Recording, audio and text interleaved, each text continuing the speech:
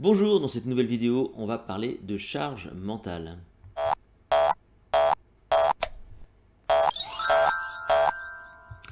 Je vous rappelle que vous retrouvez tout mon travail sur mon site https://lessecrets.com, notamment à travers le protocole MemoCamp.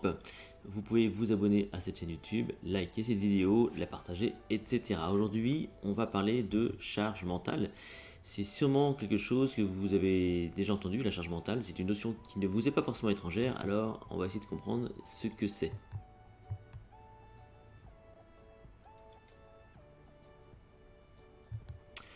La charge mentale, c'est cette fatigue intellectuelle que vous ressentez sans doute à la fin de la journée quand vous avez beaucoup donné de votre petite personne et donc vous êtes en phase de saturation. Il n'y a plus grand chose qui rentre là-dedans et donc c'est compliqué à ce moment-là effectivement d'apprendre des choses nouvelles ou de vous concentrer ou d'être attentif. Donc il y a une espèce de trop plein qui se fait dans votre tête et c'est pas très très bon au quotidien donc de saturer votre cerveau à ce moment-là. Et parce qu'au bout d'un moment, ce que ça peut apporter, donc ça peut avoir pour conséquence notamment le burn-out. Donc le burn-out est directement lié à la charge mentale, qu'on appelle aussi la surcharge cognitive. Donc sujet assez à la mode aujourd'hui, notamment dans un monde où il y a plein d'informations et aussi où on est amené souvent à travailler dans des environnements assez bruyants. Alors, comment est-ce qu'on peut expliquer tout ça?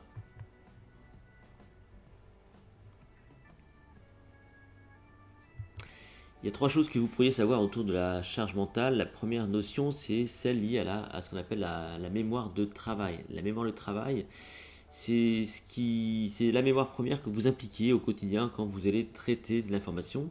C'est la mémoire du présent, c'est celle qui vous sert à travailler, c'est pour ça qu'on appelle la mémoire de travail. Or, cette mémoire-là, si vous voulez, elle est plutôt limitée, elle est limitante, elle est fatigante, elle n'est pas fiable et elle ressemble plutôt à un goulot de bouteille. Donc si on voulait vraiment faire un lien entre la charge mentale et le cerveau, cette bouteille-là que vous avez sous les yeux pourrait largement illustrer mon propos. Il y a donc un goulot au départ et ce goulot ce serait ce qu'on appelle donc la mémoire de travail. C'est très serré, on ne peut pas faire entrer beaucoup d'informations là-dedans. Notamment, on est limité par ce qu'on appelle l'empamnésique. L'empamnésique, c'est votre capacité naturelle à traiter de l'information sur un temps très court. On dit souvent que l'empamnésique est équivalent à 7 informations plus ou moins 2. En gros, en fonction de la difficulté de l'information, vous serez capable donc de traiter 4, 5, 6 informations, relativement peu en tout cas. Et si vous dépassez cette masse-là, en général, ça ne marche pas très bien. Le truc, c'est que au quotidien, on va être amené à traiter souvent beaucoup d'informations en peu de temps et donc on va souvent solliciter ce boulot et c'est là que la fatigue intellectuelle va se faire ressentir et c'est là qu'effectivement on sera en situation de charge mentale. À cela va se rajouter les interférences, c'est qu'on peut être en open space, on peut être dans un environnement pas adapté, on peut être aussi dérangé à tout bout de champ par nos smartphones, on peut être tout le temps préoccupé. Donc toutes les interférences, c'est ce qui va déjà au départ surcharger votre mémoire de travail, c'est ce qui va préoccuper le goulot et c'est ce qui va favoriser encore une fois cette fameuse surcharge cognitive. Alors en pratique, qu'est-ce que ça peut nous apporter tout ça nous sur la mémoire?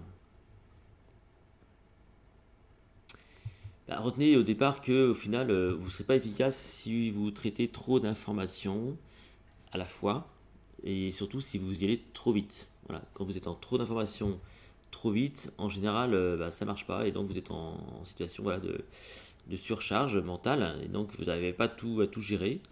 Ça peut être extrêmement fatigant comme on le voit sur cette photo et aussi la clé qu'on peut aussi extraire de tout ça, c'est l'enjeu de l'environnement. C'est-à-dire qu'effectivement, si vous n'êtes pas dans un environnement propice à la mémorisation, à l'apprentissage, en général, vous n'êtes pas forcément efficace. C'est pour ça qu'il faut, en général, s'extraire, en tout cas s'abstraire des bruits environnementaux comme peuvent être les télévisions, la musique. La musique, finalement, c'est pas si bon que ça. Enfin, surtout la musique avec des paroles, au final, pour pouvoir se concentrer, donc c'est pas très très bon. Voilà. Donc c'est tout ça qu'on pourrait extraire de cette notion de charge mentale. Si cette vidéo vous a plu, partagez-la, likez-la. Abonnez-vous à cette chaîne YouTube. Vous pouvez aussi venir me rejoindre sur mon site https://lessecrets.com. Dans tous les cas, nous, on se retrouve dans une toute prochaine vidéo.